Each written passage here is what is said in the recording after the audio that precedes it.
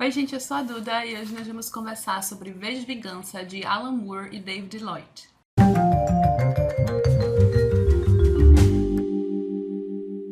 Não poderia haver dia mais adequado para postar esse vídeo. Hoje, 5 de novembro, existe uma referência ao dia, né? O Remember the 5th of November.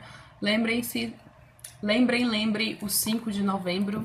Tem até aqui atrás essa partezinha, esse verso, que faz parte de uma rima da Conspiração da Pólvora, que faz alusão ao Guy Fawkes, né? A máscara do V do V de Vingança é uma máscara do Guy Fawkes, que foi um inglês católico que participou da Conspiração da Pólvora para assassinar o rei protestante na época e alguns outros parlamentares. Ele guardava os barris de pólvora na sua casa. Eles foram descobertos e acusados de traição e tentativa de assassinato e condenados à forca na época. E a figura do V, né, faz alusão ao Guy Fawkes. E não é à toa, o V também vai tentar, através de explosões e de alguns artifícios não convencionais, derrubar o governo em questão. Ele se passa na década de 90, que seria um futuro para a época, em que, após guerra nuclear, boa parte da população foi dizimada e a Inglaterra conseguiu sobreviver.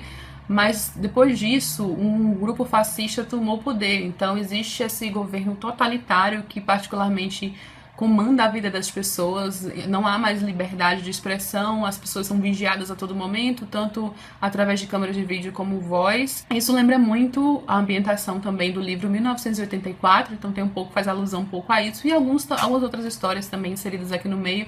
Até no final desse livro há alguns extras em que os autores falam de algumas influências para escrever V de Vingança. É uma trama política com várias reviravoltas, alguns mistérios. A própria figura do V está envolta em mistério. A gente sabe que por mais que ele diga atuar por um bem maior, ele também tem alguns interesses pessoais nessa história.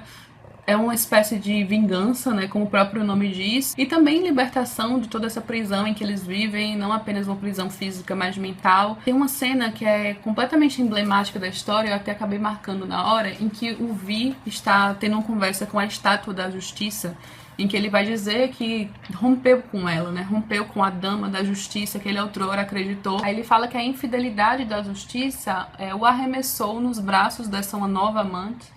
Aí ele vai dizer que seu nome é Anarquia e ela me ensinou mais como amante do que você imagina. Com ela aprendi que não há sentido na justiça sem liberdade. Ela não faz promessas nem deixa de cumpri-las como você. Ele prossegue: as chamas da liberdade, que adorável, quanta justeza, minha preciosa anarquia. Ó beldade, até hoje eu te desconhecia. Então, Vi é um anarquista. E não estamos fazendo aqui uma apologia ao anarquismo, né? Porque não estou aqui para julgar, nem incitar e dizer o que é certo e errado. A situação apresentada no livro é limite, há muita violência e há um desespero assim presente, e o próprio Vi vai usar esse desespero, tanto pessoal quanto de outras pessoas que a gente vai acompanhando. Os personagens são extremamente bem construídos. É aquele tipo de HQ que a gente sente a imersão, sabe, na trama. Há interesses pessoais de todos envolvidos, né? Tanto das pessoas que sofreram com isso, quanto das que estão no poder. E ele vai usar esse desespero para chegar a extremos, né? Para praticar extremos e, de certa forma, ele vai combater a violência com violência. Tanto que uma personagem, né, que ele acaba virando sua pupila, ela não concorda com as ações de Vi, ainda que ela seja uma grande vítima do sistema. A gente a conhece no começo do livro tentando se prostituir para poder ter um alimento, para poder viver, mas ela não concorda com as atitudes dele, porque aí entra aquela questão moral, né, de combater violência com violência, e onde é que é o certo e errado.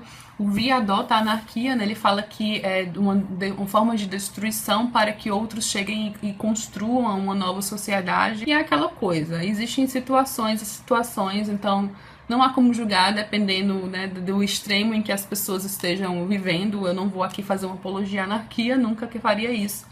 E não é algo que eu concorde. Existem outros meios, a população tem o poder em suas mãos de colocar no governo quem as represente e de tirar quem não as está representando. E é algo que a gente vê aqui, o conformismo, né? Porque por mais que a maioria das pessoas não concordem com as coisas que estão sendo geridas, né, com a injustiça de tudo aquilo, elas têm medo, elas são conformadas, elas acham que não há como mudar. Então acho que essa é uma mensagem poderosa, porque a população sempre tem o poder de mudar. E acho que fica aqui uma das maiores lições dessa história. Ele vai trazer este futuro distópico, mas também a gente percebe muitos paralelos assim com a própria história, né? os campos de concentração aqui, né, que vão lembrar os campos de concentração nazistas, as pessoas sendo perseguidas e sendo privadas de sua liberdade, o governo interferindo em suas vidas e fazendo experiências. Então existe toda essa atrocidade, todo esse horror, né, aquela sensação de impotência e de tentativa de mudar, e de certo modo a gente fica do lado do Vi, ainda que ele cometa algumas atrocidades para que as coisas sejam, para uma possibilidade de mudança. Mas existe toda essa questão de certo e errado, justiça com as próprias mãos. É um HQ muito rica, é uma graphic novel extremamente rica em contexto, deixa a gente refletindo sobre o que acabou de ler, como deve haver essa fiscalização por parte da população para que as coisas não sejam deturpadas e a coisa não chegue num extremo tão grande como por vezes já chegou na história da humanidade, na história das sociedades, e atualmente até em alguns países, né, vivenciam nesses governos totalitários e opressivos. Então eu acho que é um assunto que é sempre atual, é um assunto importantíssimo de ser debatido, independente dessa posição anarquista ou não, que essa situação de V de Vingança é bem expressiva, assim, desses extremos, sabe? Quando a população chega a precisar partir de um extremo para ter sua liberdade de volta, para poder tomar as rédeas de sua vida. Além de tudo isso, além do conteúdo muito interessante da história, ela tem suspense, tem reviravoltas e mistérios. Eu gostei muito, muito das ilustrações, da tonalidade, do traço, enfim, é tudo muito, muito interessante, gente. Eu fiquei completamente apaixonada por essa HQ. Eu até acho que eu já vi um pedaço do filme, mas eu não lembro muito bem. Eu comprei o filme há alguns anos, então eu pretendo assistir. Não assisti ainda até o momento, mas pretendo assistir para ver se fizeram jus ao que colocaram aqui, porque eu achei extremamente interessante. Ela foi escrita na década de 80, tanto o Alan Moore como o David Lloyd tiveram contribuições importantíssimas para o conteúdo da história, para o enredo. O David Lloyd não é apenas o ilustrador, ele também deu contribuições valiosas.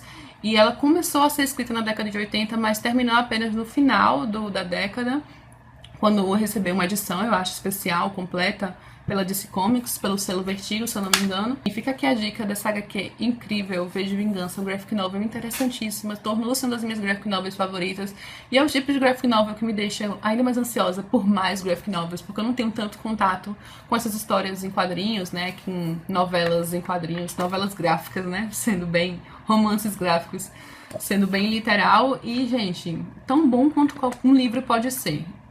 E nesse quesito as ilustrações enriqueceram muito mais o conteúdo. E é isso, eu vou ficando por aqui. Se vocês já leram ou assistiram V de Vingança, deixa sua opinião aqui embaixo, o que vocês acham da graphic novel, vamos conversar e trocar ideias. Se gostaram, não esqueçam de curtir o vídeo aqui embaixo, se inscrever no canal. Beijos e até a próxima.